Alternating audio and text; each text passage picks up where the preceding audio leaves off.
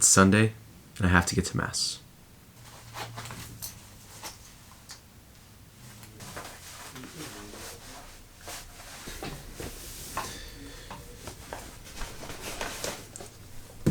Go time. So basically, it's about 20 minutes away. I'm gonna take the train instead of walking. And I got this hood on, because then you never know when it will start raining. Super cloudy today. Going to a Mass at 12:30. Apparently second and fourth Sundays are in English, so that'd be cool to see. But I already went to the Tokyo Cathedral, and now this is like another bonus to see this one too.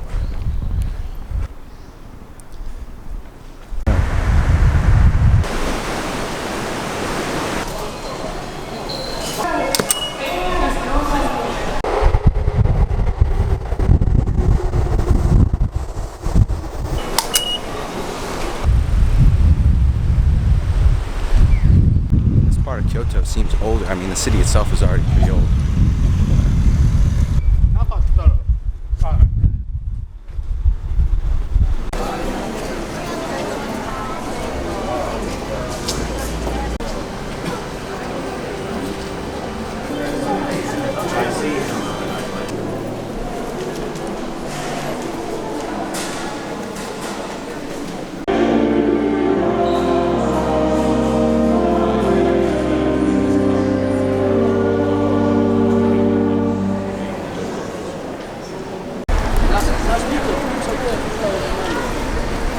I just got done with Mass at the cathedral.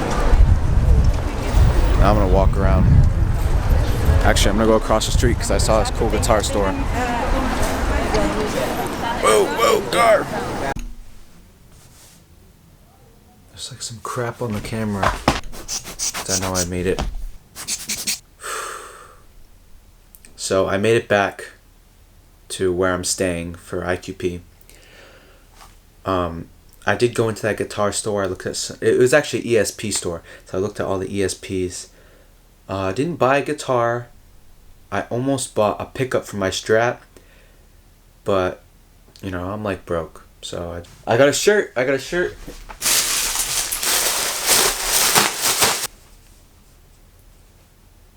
Is this like a nerd shirt, or so they had tons of Made in Japan stuff. They had like the Les Pauls and bro, it was so cool, bro. After that, I ate some noodles at like this kind of like, I don't want to say mall, but it was like enclosed and you had a bunch of shops, so it was like a mall with open sides. Mass today was really nice. The gospel was about the pharisee and the tax collector praying and comparing them to each other. And it allowed me to reflect deeper on something which I've been thinking about since this morning. The primary interpretation of that gospel is humility, but I think a bigger thing at play is the hope of the tax collector and the hopelessness of the Pharisee. Right, because first is the humility to recognize that we are a sinner and to say, God, forgive me. But next is the hope of even making that petition. A child who asks his father for something, he doesn't ask him if he doesn't believe that the father can do something about what he asked for. Meaning that when we ask God for something, we are practicing hope. We are practicing the virtue of hope. We are putting our trust in God that He can do something about this, that He can have some positive effect in our lives. He can do enough for us to even ask for it.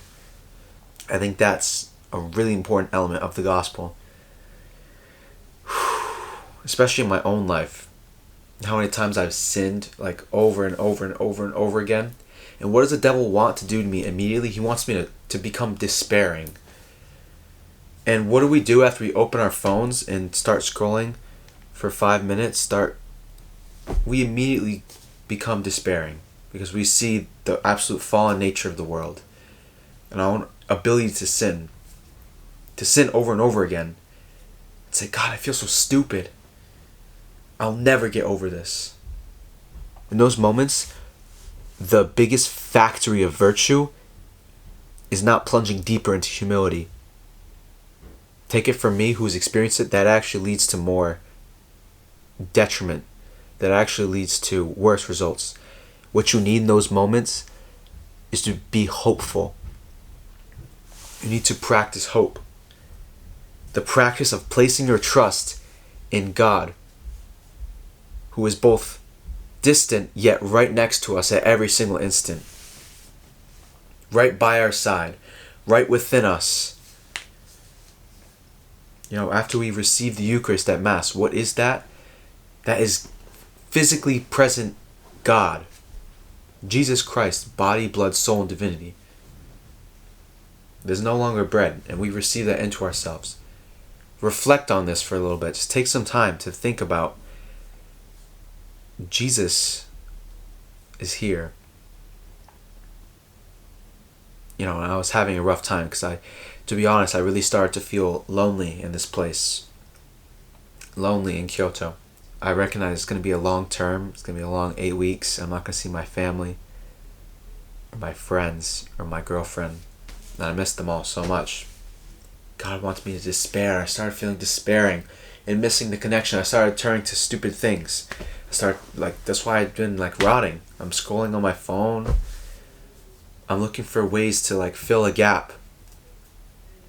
But I remembered this quote from St. John Paul II. He said, "It is Jesus you dream of. It is him that you seek when you dream of happiness." Of course, I know that the man whose life is without God, he is the loneliest man on earth. We look at the cross, and the shadow of the cross tells us that we don't have a God that doesn't know loneliness. We don't have a God that doesn't know suffering. We receive that same Christ who raised from the dead into ourselves at Mass.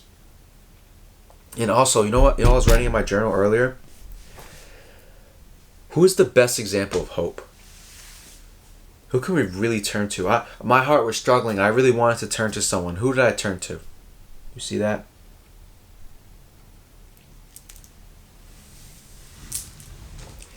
The Blessed Virgin Mary. Is there anyone who knows hope better than her? From the Annunciation, when the angel Gabriel came to her and said, "You will bear a son, Jesus," started saying all these things, She had to wait a long time for this child to come. And that waiting was filled with hope. And the hope at the Nativity, uncertainty surrounding where Jesus would be born, seeing that all the inns were full.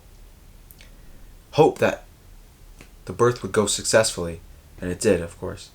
What about when King Herod ordered the slaughter of every firstborn male and the Holy Family had to flee to Egypt? Anybody else would be terrified. But Our Lady perfectly practiced hope in that situation. Most Blessed Mother, what about when they lost Jesus during the festival? I'm forgetting which right now. They rushed all the way back only to find him in the temple, sitting peacefully, teaching. The hope that they would find him again, right? These are tense moments. These are anxious moments in the gospel. From these joyful mysteries all the way up to the final, to the Passion, right? When Jesus is being scourged and beaten and mocked and crowned with thorns. When Jesus is carrying the cross, barely able to hold it up. When Jesus is crucified and his own mother watches with her own eyes and sees him writhing on the cross for hours to finally expiate in a most vicious and excruciating, literally the word excruciating comes from this type of pain. Excruciating and embarrassing way, shameful way. Is she not at these moments filled with hope that something better is coming? For this is an example for all the faithful that Good Friday precedes Easter Sunday. Every darkness, every dark moment will be followed by light if we practice hope and indeed put our faith and trust in the Lord. So this morning I turned to Mary and I prayed the joyful mysteries.